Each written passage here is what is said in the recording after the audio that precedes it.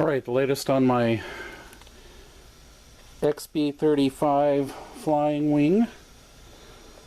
Almost finished with it. Some things are drying right now. You can see I've got the black pinstriping done on it. Really like how that turned out. And all I used was some pinstriping that I'd picked up. Oh my god, when did I pick that up? At a hobby shop a couple years ago. It was perfect size.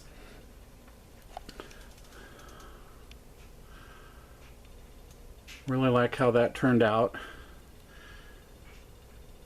And it lays over all of the seams that had problems with them. Let me see if I can get in closer here to the cockpit.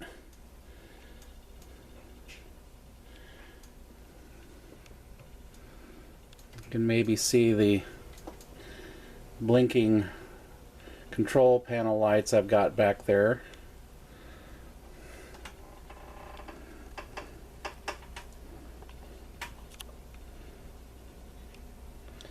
And some of the instruments that are fiber optically lit on the opposing wall.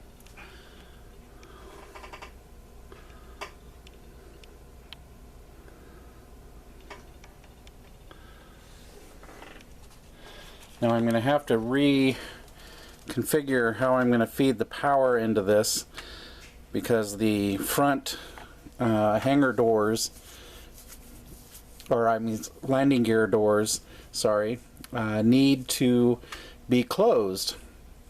It's only the rear ones that are opened in this mode. So I will reconfigure how that is supposed to be. But there's going to be a ton of decals to put on this. And I'll show you the instruction sheet here. So even though this is propeller wise, as you can see here, it's the XB, because I'm doing the turboprops, the double rotating props.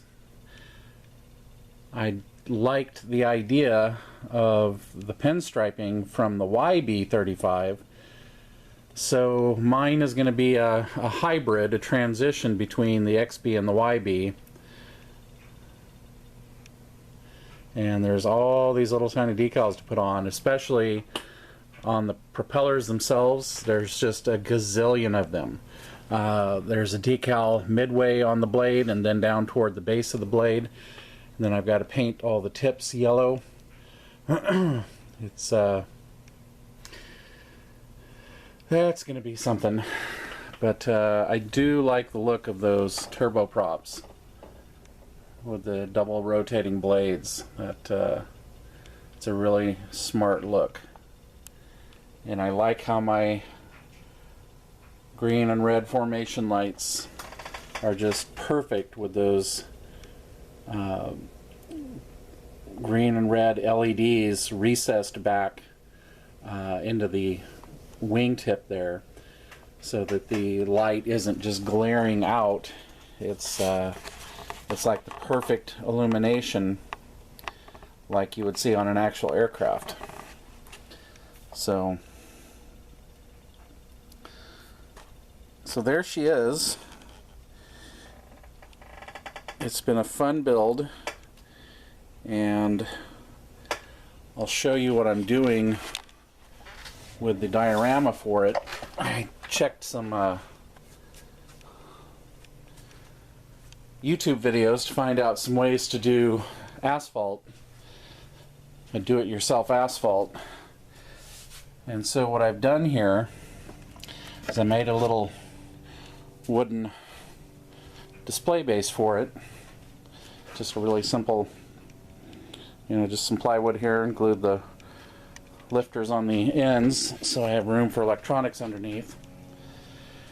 And what I did for the asphalt here is I had about a half of a small container of speckle for drywalling, and I just watered it down a bit and spread it all over.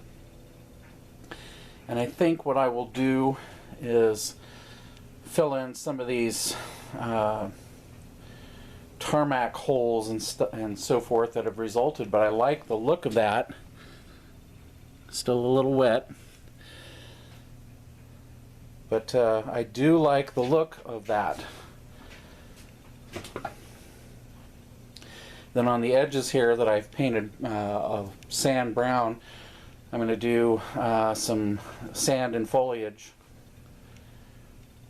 on the edges of the old tarmac there. And then I can just drill a small hole through it underneath the aircraft to run the wires up to power it. So that's what I'm going to be doing. So this has been a really, really nice kit. Some challenges with it, but really, really enjoyed it. So if you're looking for a nice kit that's going to give you some pretty good challenges, get yourself one of these off of eBay. I've got a spare one myself that, you know, maybe I'll build that and do something different with it. Maybe put that one in flight mode or something. But another idea I have with this one is I still have those other soundboards that I did a video on before, and I'm thinking of recording off of YouTube some of the sound effects of the plane itself or have some kind of a narrative going with it and incorporate that into the display board, the diorama. Okay, so there she is.